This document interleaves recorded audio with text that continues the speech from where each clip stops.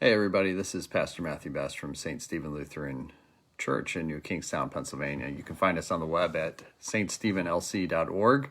You can find my own stuff at pastormatthewbest.com. It is time for our weekly stroll through Scripture, where we take a first look at the lectionary readings for the coming Sunday and offer some thoughts, comments, questions, whatever else comes up. So this is for, let me get it here, the fourth Sunday after Epiphany, January 31st, and let's dive in. So our first reading is Deuteronomy 18, 15 to 20, and the heading here is A New Prophet Like Moses.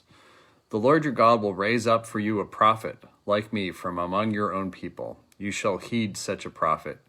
This is what you requested of the Lord your God at Horeb on the day of the assembly when you said, if I hear the voice of the Lord my God anymore, or ever again see this great fire, I will die. Then the Lord replied to me, they are right in what they have said. I will raise up for them a prophet like you. From among their own people, I will put my words in the mouth of the prophet who will speak to them in everything that I command. Anyone who does not heed the words of the prophet shall speak in my name. I myself will hold accountable. But any prophet who speaks in the name of other gods or who presumes to speak in my name a word that I have not commanded the prophet to speak, that prophet shall die.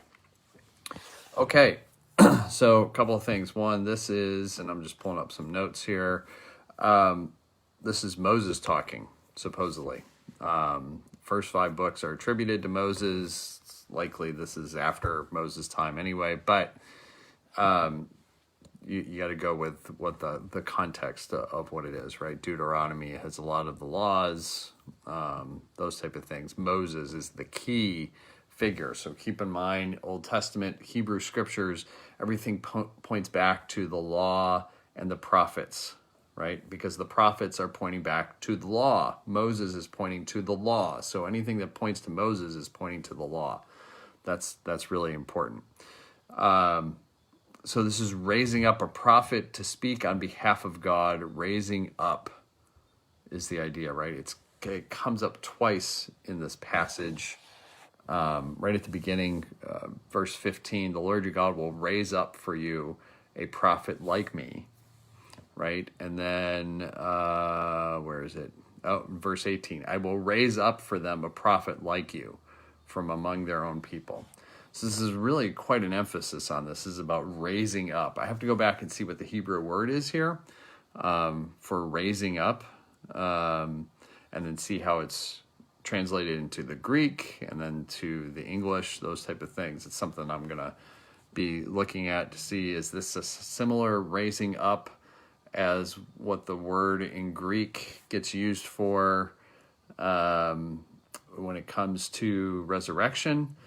Or is it a different type of raising up? These are questions that kind of play around with what that word is in the Hebrew, raising up. But the role of prophet is really important too, right? So prophets represent God. Priests represent the people. A priest represents the people speaking to God. A prophet represents God speaking to the people. So keep that in mind. Prophet and priest have 2 different roles. They represent and they speak in the opposite direction. Okay? They speak with both, but they have an official role in terms of which direction the speech is heading. Okay? This is between God and Moses having this conversation. This is towards the end of Moses' life. And, at the end of this, we'll have Moses dying. He's writing his own death. Right? I just find that amusing. I'm reminded, this is a funny side note, okay? I'm reminded of Monty Python and the Holy Grail. And when they're in the cave, and they discover that it's in the castle, and they have a debate about whether he's carving in as he's dying, type of thing, right? That's what I'm visualizing. Anyway, sorry, just one of those moments that I think is pretty funny. All All right. So anyway, so how are we called to be prophets? And this is the thing, we got to be really careful with this. There are a lot of people who go around claiming to be prophets, right? They're all over television. The issue oftentimes is they have no one holding them accountable. And so they think they're speaking on behalf of God. And prophecy always is, does it come true? That's how you can test if somebody's really a prophet or not. If they say, God said, and that comes true, then that's some prophecy, right? But too often what we have is people self-proclaimed prophets going around saying that they're talking on behalf of God, and really they're full of it. Whether they know it or not is a different question. It's kind of, you can't read somebody's mind. But it says, verse 20, any prophet who speaks in the name of other gods, or who presumes to speak in my name a word that I have not commanded the prophet to speak, that prophet shall die, right? Now, Old Testament, we can take that literally, but their career should come to an end. That's the idea, right? We still see this today, and it comes out in a variety of different ways. In some cases, it ends up getting mixed with politics. People think that certain politicians are here on behalf of God or representing God or doing God's work and all this type of stuff, and they're going to do this, that, and the other thing. And those prophets are full of it.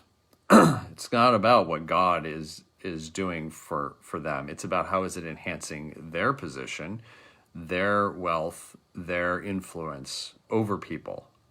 That's not prophecy, that's conning people. There's a significant difference between the two. All right, enough about that. Let's go on. I'm going to do 1 Corinthians 8. Where are we? 1 Corinthians 8, 1 to 13. It's food offered to idols. This is Paul writing. Now concerning food sacrificed to idols, we know that all of us possess knowledge. Knowledge puffs up, but love builds up. Anyone who claims to know something does not yet have the necessary knowledge, but anyone who loves God is known by him. Hence, as to the eating of food offered to idols, we know that no idol in the world really exists, and that there is no God but one. Indeed, even though there may be so-called gods in heaven or on earth, as in fact there are many gods and many lords,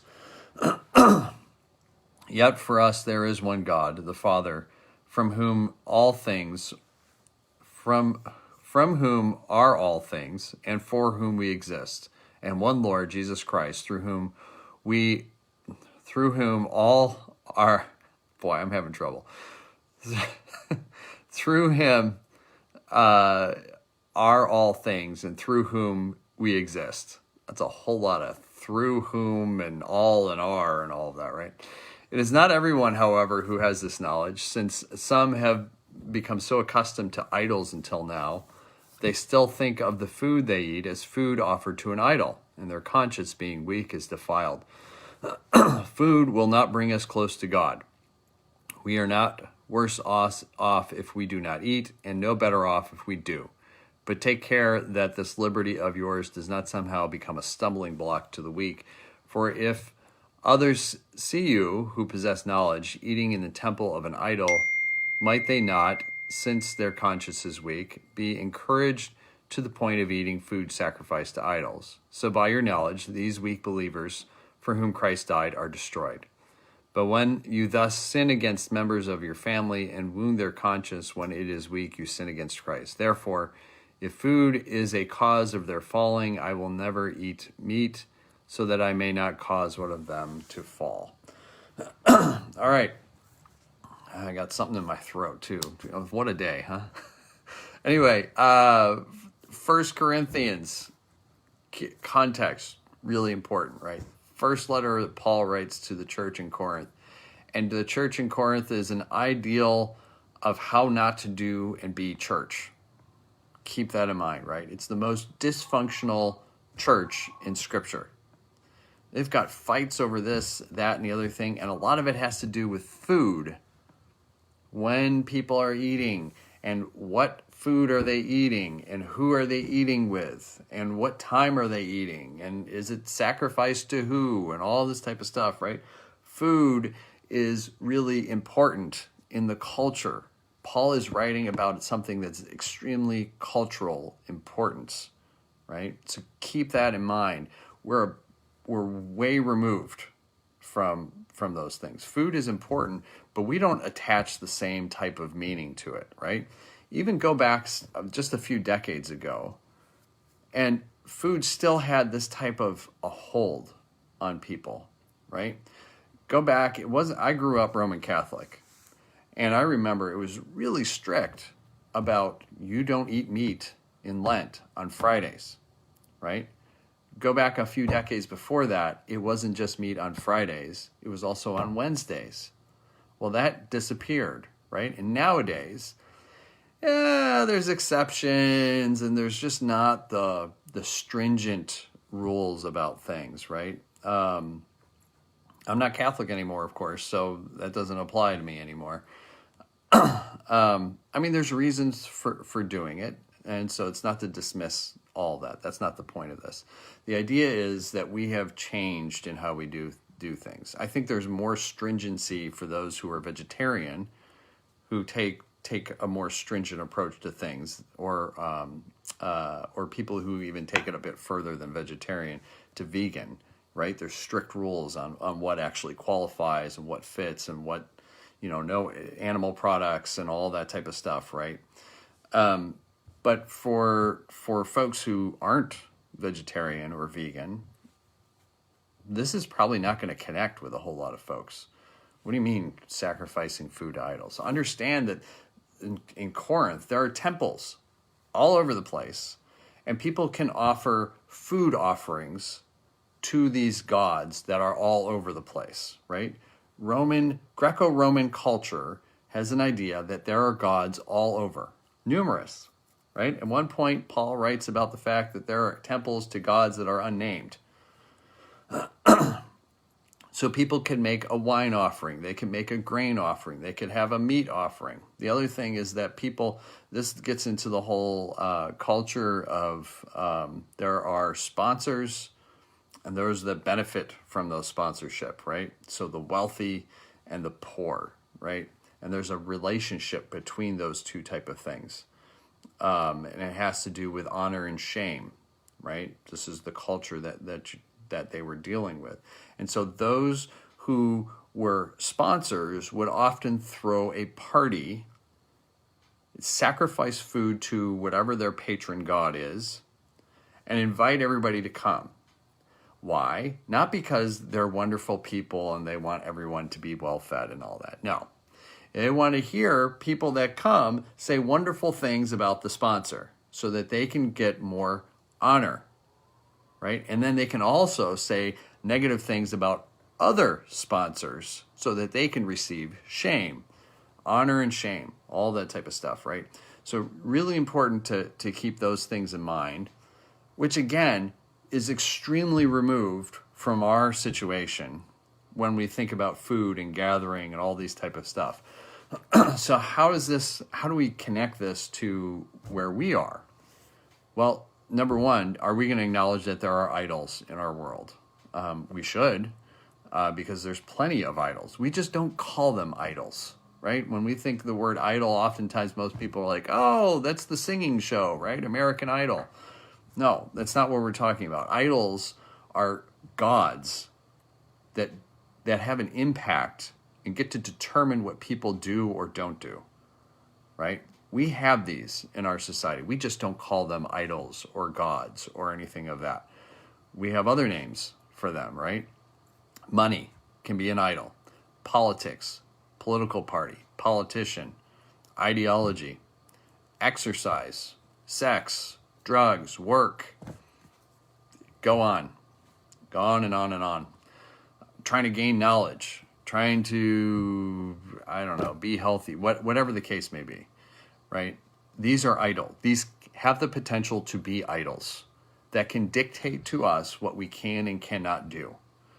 right? And so what are the things that we sacrifice to these idols, right? This is the essence. It's not, I mean, if we can get caught up in the food, and this can be a great lesson in history and all of that, great, wonderful, but what's the point of that? How does this apply to us today? Get past the food to what is Paul saying? Paul is talking about you can participate in these things, and that's fine, as long as you understand that these idols are empty. You're not doing it for the idol. Don't do it for the idol. Don't let the idol make a decision about what you can and can't do, right? So whatever that idol is that people are worshiping, you can participate in stuff. It's kind of like, this is not a great analogy, but it's what's coming to my mind right now. Let's say that you don't really care about football, but you go to you go to the Super Bowl party. Why? Because you want to be with people, right? And guess what? They've got food there. But let's say it's food that's specific in support of one of the teams. Whatever. I don't know. Again, this is a bit of a stretch. And then you eat it. Does that mean that you were now loyal to this team? That, this food was designed specifically for this team? No, it's just food, because you don't really care about the sport. You don't care about the team, all those type of things. You're there to be with people, and it's food. And so you eat food because it's food, right? But Paul is also saying, don't become a stumbling block for people. So if we're like, oh my gosh, now there must be a fan of this. If that's the issue, then just don't. So, all right. Our gospel. Here we go.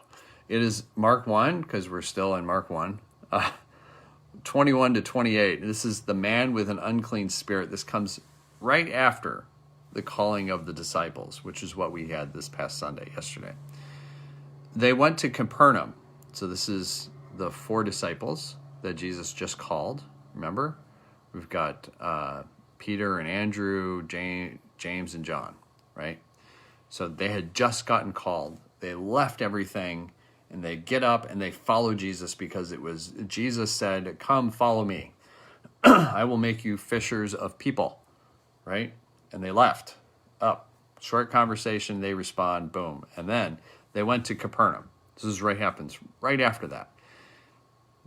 Mark could have said immediately, which is what happens throughout the Gospel of Mark. And when the Sabbath came, he entered the synagogue and taught. This is Jesus. They were astounded at his teaching, for he taught them as one having authority and not as the scribes. Just then there was in the synagogue a man with an unclean spirit, and he cried out, what have you to do with us, Jesus of Nazareth? Have you come to destroy us?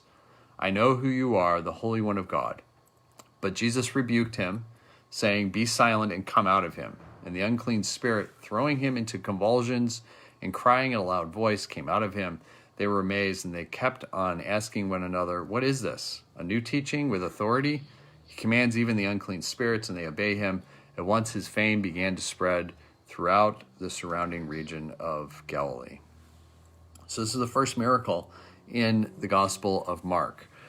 There are some thoughts about this. Keep in mind, the Gospel of Mark is the first gospel written, and it comes out really close to the fall of Jerusalem, the temple being destroyed by the Romans, right? There is a rebellion that is going on. And so we need to keep that in mind. And part of the reason why, so there's thoughts about this, part of the reason why Mark is written is to prevent people from joining in on a rebellion. And so it's to say, our enemy is of course the empire. However, it's not just the empire. It's an empire theology, an empire mindset, all these type of things. And so keep in mind that part of the reason why Mark is written is to prevent people from becoming part of a violent riot and uprising. So they go to Capernaum, which is by the sea, and Jesus goes into the temple and is teaching. There's symbolism that's important with this too, right? The first act that Jesus does is he goes to a synagogue, which has a place of authority in the Jewish faith. It's like you call people to follow you, and then you go to a church and you start to preach. Same type of thing, right? And they're astounded by his teaching. So the people there, the men, for he was teaching them as one having authority, not as the scribes. In other words, he actually believed what he was teaching, and it came through as very authentic. Whereas the scribes kind of wrote, okay, this is what it says, that type of thing. And we see this in other places where Jesus talks about whether somebody is lukewarm or not, right? That type of thing. Then, or immediately, there was in the synagogue a man with an unclean spirit who shows up. Take note of this, right? You've got John the Baptist gets arrested by the political authorities, Herod. Jesus continues on with the same message that John had. He calls his disciples, he calls 4 of them so far, who to proclaim that the kingdom of God has come near.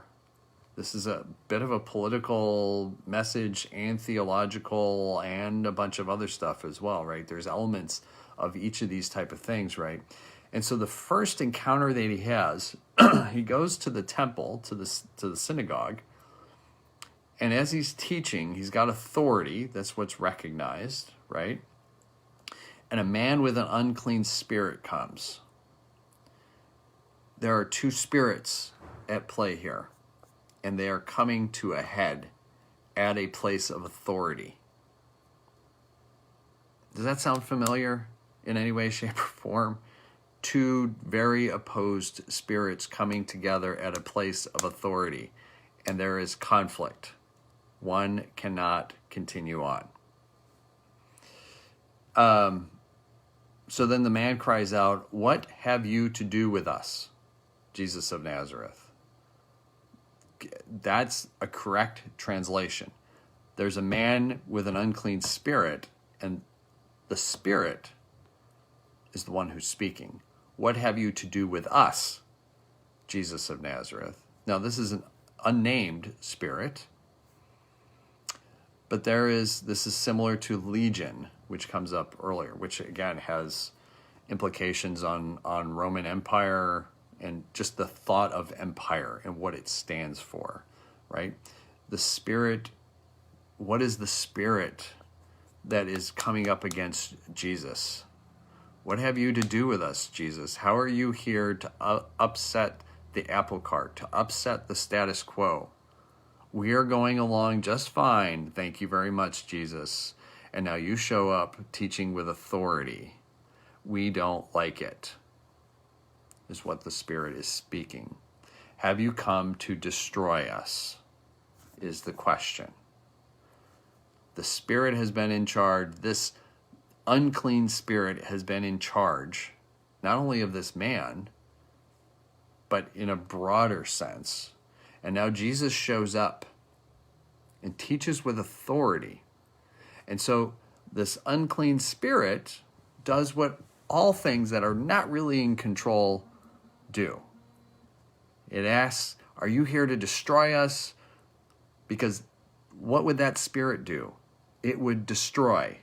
It assumes that anything that's opposed to it would use the same methods that it would use. This is why talking about white supremacy or greed or racism or any of these type of systems, which are unclean spirits, when they're confronted, the concern is always, oh, you're going to treat us just like we've been treating other people, right? We see this in here. Have you come to destroy us? What's not said is, because that's what we're doing to people. I know who you are, the Holy One of God. There's a recognition of who Jesus is by the evil spirit, by the unclean spirit, by the unjust system, by all these type of things. There's no doubt. I know who you are, right? The first is when the clouds open up and a voice from heaven says, "This is my son, the beloved." The second recognition of who Jesus is by the unclean spirit, who declares who Jesus is. "I know who you are, the Holy One of God." But Jesus rebuked him, saying, "Be silent and come out of him." Guess what? He's already been said that he has authority and he's the Holy One of God. And so now, guess what? That spirit has to comply. Has to.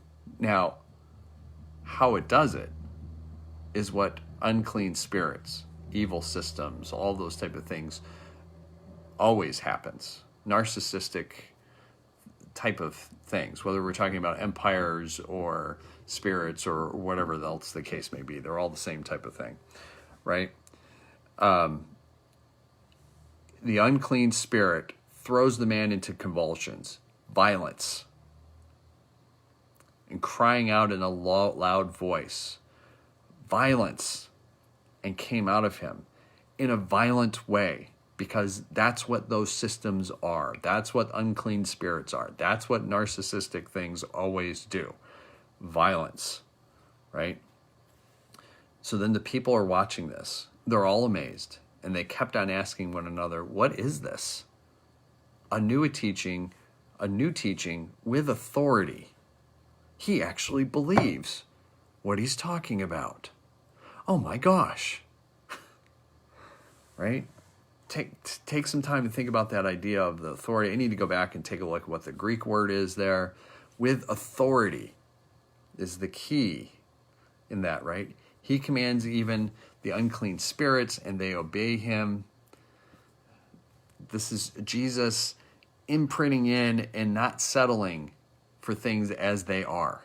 Whether we're talking about an unclean spirit, a theology of empire, a narcissistic way, all these type of things, right? When Jesus shows up, things change. People change. Systems change. Violence is ended. It goes out through violent means because that's what violence does. It's true to its colors, but it doesn't last because it is weak ultimately. Anybody who has to use violence to get what they want is ultimately weak because they have weak arguments, they're unconvincing, and so they have to try and force, right? That's true whether we're talking about people or systems or anything else. Jesus isn't that way, right? All he says is be silent and come out of him. Come out of him. So he doesn't beat up the guy. He doesn't attack him. He doesn't do anything. He calls out the spirit. Come out of him. Be silent. You're done. You're done. That's it. And then at once, immediately again, his fame began to spread throughout the surrounding region of Galilee. The thing that's troubling about this is these things were happening all around them. And they just settled for it. And Jesus comes on and changes it, and that's wonderful, and that's great. Now all of a sudden, they're shifting from dealing with problems to, oh, Jesus, right? Not taking a look at what are we participating in, those type of things, right? We do the same thing. We need Jesus. This is not to diminish Jesus in any way, shape, or form.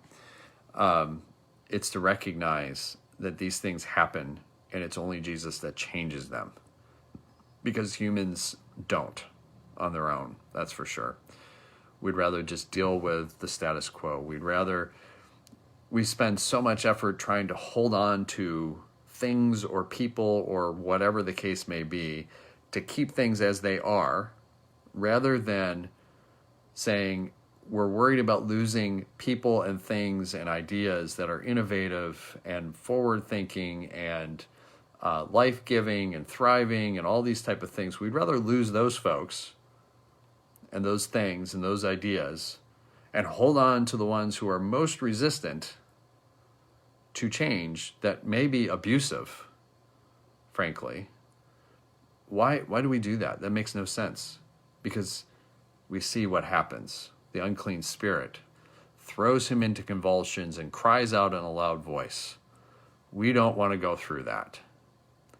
The other folks and the other things just walk away silently.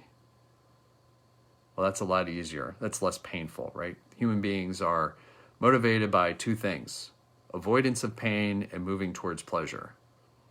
What Jesus did was not the avoidance of pain. It was confronting something. It was not without pain. That man suffered in the convulsions and the crying out in a loud voice. But it's what was needed. Jesus didn't avoid pain and go towards pleasure, towards comfort. He dealt with it because it needed to happen for the well-being, so that we can move towards shalom. This man could move towards shalom. This community that gathered could deal with and be in shalom, ultimately. That's a lot of what's going on with this. So we got to keep that in mind. Where do we fit into this? Are we willing to confront things in our communities? Or are we afraid of the confrontation? Are we afraid to be uncomfortable? Are we afraid to deal with things? Are we afraid to go through that valley in order to be at shalom? So are we willing to say goodbye to people who are willing to confront and deal with things? Or are we willing to say goodbye to folks who want to maintain? Those are the things that we need to deal with.